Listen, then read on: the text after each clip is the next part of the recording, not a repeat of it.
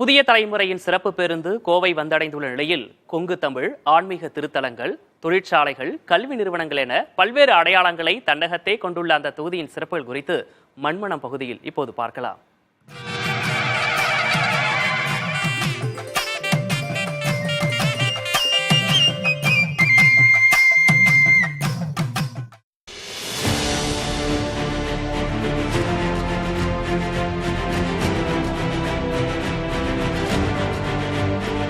தமிழகத்தின் இரண்டாவது பெரிய தொழில் நகரம். நூற்பாலைகளில் தொடங்கிய தொழில் வளர்ச்சி குண்டூசி முதல் இராணுவ தளவாடங்கள் வரை உற்பத்தி செய்யும் மையமாக உள்ளது கோவை.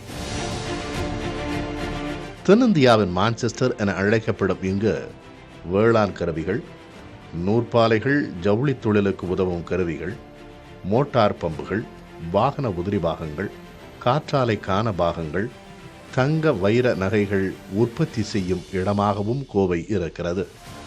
சென்னைக்கு அடுத்தபடியாக மென்பொருள் துறை, கல்வி, மருத்துவத்துறையிலும் கோவை சிறந்து விளங்குகிறது. சந்திராயன் 3க்கான பங்களிப்பை வழங்கிய நிறுவனம் கோவையில் உள்ளது. பல்லடம், கருமத்தம்பட்டி, சூலூர் ஆகிய பகுதிகளில் ஜவுளித்துறை சார்ந்த பல்வேறு தொழிற்கூடங்கள் உள்ளன. அறிவியல் மற்றும் தொழில்நுட்பத்துறை கல்லூரிகளை அதிகம் கொண்டுள்ள கோவையில் தமிழ்நாட்டின் பிற மாவட்டங்களைச் சேர்ந்த மாணவர்கள் மட்டுமல்லாது அண்டை மாநிலமான கேரளாவைச் சேர்ந்த மாணவர்களும் பயில்கின்றனர். கிரிக்கெட், கூடைப்பந்தாட்டம், தடகளம், ஹாக்கி போன்றவற்றில் குறிப்பிடத்தக்க பங்களிப்பை கோவை வழங்கி வருகிறது. அரிசிம்பருப்பு சாதமும் சீரக சம்பாவில் செய்யும் பிரியாணியும் கொங்கு மண்டலத்தின் சிறப்புணவுகளாக உள்ளன. அறுவடை வீடுகளுக்கு அடுத்தபடியாக சிறப்பு பெற்ற முருகன் குடிகொண்ட மருதமலை இக்கோவை தொகுதிக்கான ஆன்மீக அடையாளமாக விளங்குகிறது.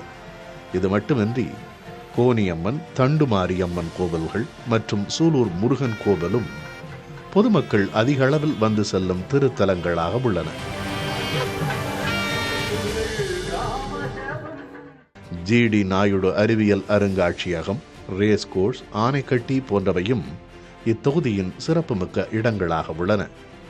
தியாகராஜ பாகவதர் மற்றும் பி.யு. சின்னப்பா உள்ளிட்டோர் நடித்த படங்களை தயாரித்த சென்ட்ரல் ஸ்டுடியோஸ் கோவையில்தான் இயங்கியது. கருணாநிதியின் கதை வசனத்தில் எம்ஜிஆர் நடிப்பில் உருவான மலைக்கள்ளனை தயாரித்த பக்ஷிராஜா ஸ்டுடியோஸும் கோவையில்தான் இயங்கியது. வள்ளி கும்மியாட்டம், துடும்பாட்டம், கம்பத்தாட்டம் போன்றவை இப்பகுதியின் அடையாளங்களாக திகழ்பவை. வள்ளி கும்மியாட்டம் இல்லாத கோவில் திருவிழாக்களை கோவையில் காண்பது அரிது. ரேக்லா பந்தயம், குதிரை வண்டி பந்தயம், புறா பந்தயம் போன்றவையும் இப்பகுதியின் பண்பாட்டு சிறப்பினை எடுத்துரைப்பதாக உள்ளன. அருஞ்சுவை கொண்ட சிறுவாணியும் இம்மண்ணின் முக்கிய அடையாளம். புதிய தலைமுறைக்காக ஒளிப்பதிவாளர்கள் முத்துப்பாண்டி மற்றும் தீபனுடன் செய்தியாளர் பிரவீன்.